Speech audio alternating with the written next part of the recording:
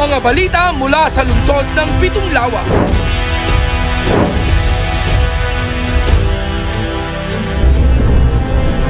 Mga pabatid mula sa alkalde sa mga tanggapan ng lokal na pamahalaan at pangnasyonal. Mula sa sangguniang panglungsod, isisiwalat at ilalathala. Abangan ang eksklusibo at eksplosibong mga ulat tuwing Sabado at Linggo, alas 6 ng gabi. Ito ang Balitang San Pablo!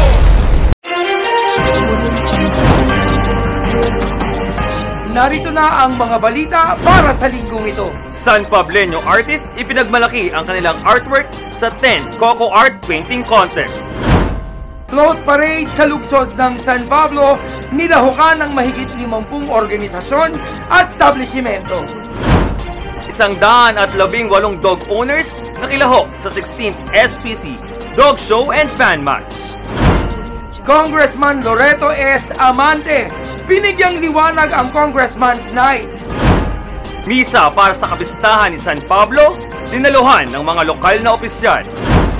City Government's Night, binusog sa saya ang mga San Pableños. Magandang araw lungsod ng San Pablo. Magandang araw San Pableños. Para sa mga balita, San Pableño artist ipinagmalaki ang kanilang artwork sa 10th Coco Art Painting Contest. Para sa mga detalye, narito si Jordan Villarta. Ipinagmalaki ng siyam na artist ang kanilang artworks na naglalarawan ng kulturang San Pableño sa 10th Coco Art Painting Contest na itinaguyod ng City Tourism Office na iginanap noong January 12, 2024 sa Museo de San Pablo na may temang Saya't Sigla ay Panalo sa Fiesta ng Coco, Kulturang San Pableño, Ibandera ng Todo. Nagwagi ng first place sa naturang contest si Nicolay Alejandre F. Sinen ng Laguna State Polytechnic University. Second place si Mariel Asherin B. Guzman ng Mapua University at nagkamit naman ni Reggie C. Macazar ng Pamantasan ng Lungsod ng San Pablo ang third place. Jordan Villarta, Mascom Society, Balitang San Pablo. float parade sa lungsod ng San Pablo, nilahukan ng mahigit 50 organisasyon at establishmento. Para sa mga detalye, narito si Eira Diaz.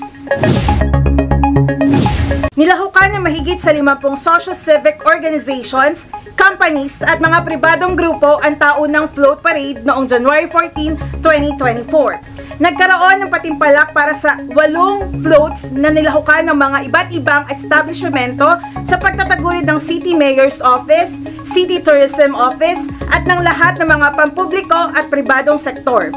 Nagkamit ng first place ang San Pablo City Water District, second place ang Pamantasan ng Lungsod ng San Pablo at Franklin Baker Company naman ang third place. CIO Eira Diaz, Balitang San Pablo. 118 dog owners nakilahok sa 16th SPC Dog Show and Fan Match. Para sa mga detalye, narito si Nixon Jonglay. 118 dog owners mula sa San Pablo at karatig bayan ng Nagcarlan at Iliw, Laguna ang nakilahok sa 16th SPC Dog Show and Fun Match na ginanap noong January 14, 2024 sa Doña Leonila Park. Isinagawa ito bunson ng pagtataguyod ng Office of the City Veterinarian sa pamumuno ni Dr. Parad C. Orcelino, katuwang ang San Pablo Dog Club. Nagwagi sa Best in Large category ang American Bulldog ni Alvin Tolentino, second placer naman ang Golden Retriever ni Van Jasper Isip, at third place naman ang Giant Poodle ni Ray Shelos.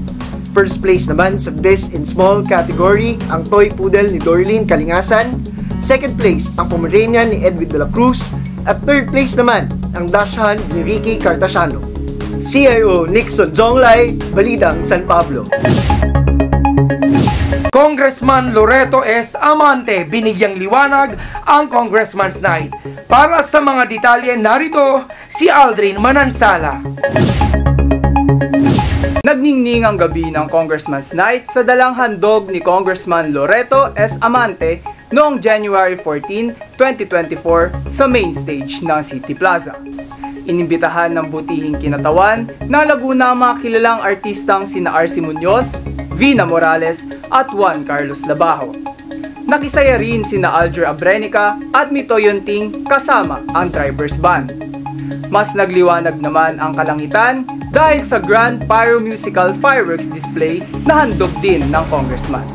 Tunay ngang natatangi ang gabing ito sapagkat di mabilang na San Pableño ang nakisaya sa nasabing kaganapan. Aldrin Tagayon, Mascom Society, Balitang San Pablo.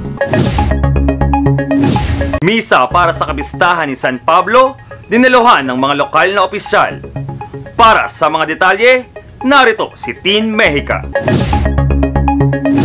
Dinaluhan ni na City Administrator Larry S. Amante, Mayor Jem Castillo at Executive Secretary to the Mayor Christine A. Picasso kasama ang iba't ibang pinuno ng mga tanggapan ng pamahalang lokal ang misa na pinangunahan ni Archbishop Charles John Brown, Apostolic Nuncio to the Philippines, para sa kapistahan ni San Pablo unang ermitanyo, patron ng lungsod ng San Pablo noong January 15, 2024. Malugod na tinanggap si Archbishop Brown ng mga pinuno ng simbahan sa pamumuno ni Monsignor Jerry Bitoon upang bendisyonan ang mga bagong statue ni na St. Peter at St. Paul. CIO Tin Mexica, Balitang San Pablo. City Government's Night, binusog sa saya ang mga San Pableños. Para sa mga detalye, narito si Julia Peñas.